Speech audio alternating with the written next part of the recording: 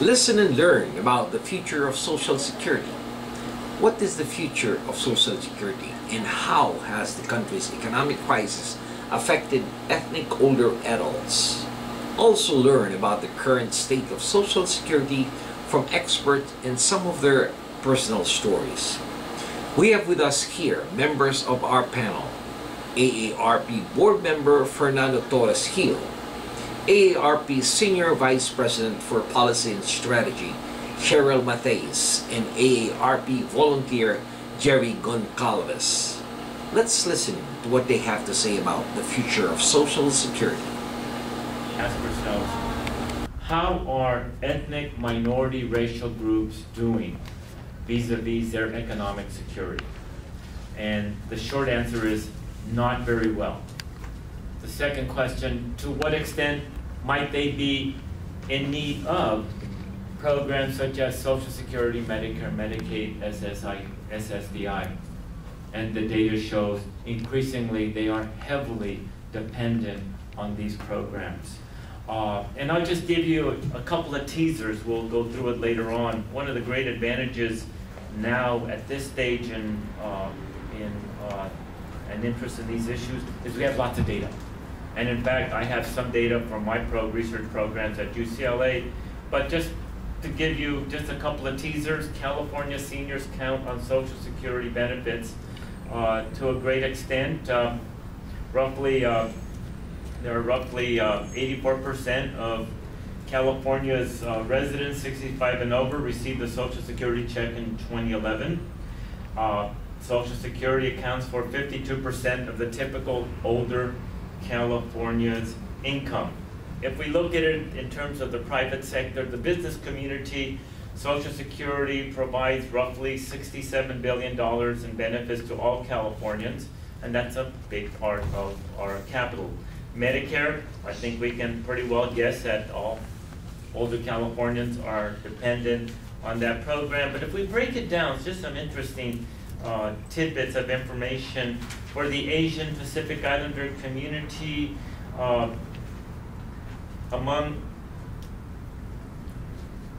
Among Asian and Pacific Islanders 65 and over receiving Social Security income, 29% of married programs. How would you make them financially sound for the future?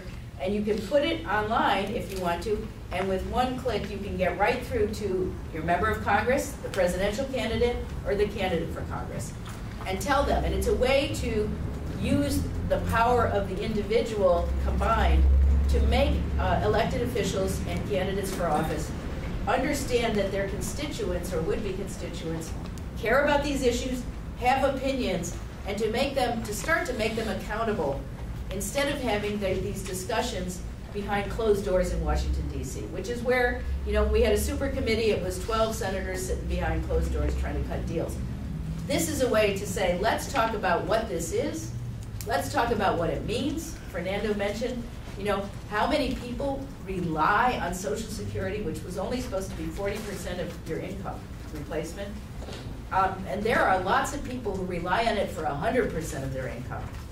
And if you think that the average Social Security benefit is less than $14,000 a year, that's a really scary thought to think that they couldn't even rely on that. I'll give you my take and try to just summarize it. Maybe what are the 2 or 3 reasons why people wonder whether or not they'll get these benefits and or whether or not these benefits are even relevant to them. First of all, and those who have opposed the concept of social insurance and government providing leadership in ensuring a minimum level of social safety net have actually, in my opinion, been more effective over a longer period of time in raising doubts and questions. Much of this came from the privatization debates of the last 10, 15 years, where those like you that are journalists who are not comfortable with the notion of the federal government ensuring a measure of security, essentially had the feel to themselves to use such phrases as Social Security is a Ponzi scheme, it's going to bankrupt government, people haven't really earned or deserve it, and that what comes out of the Congress and the White House and the executive branch, it is a lot like making sausage. It's never perfect. But we want to reassure our members and all Americans that whatever comes out of this, we will be those that will be fighting to preserve the essential principles and coverage and the security that these programs give, recognizing that the public may want us to consider certain modifications, but we'll consider that only after hearing from our members and within the principles that will guarantee that if you paid into it, you will get your benefits. We will maintain a level of a safety net. So that really is kind of a vague response, but it really is the right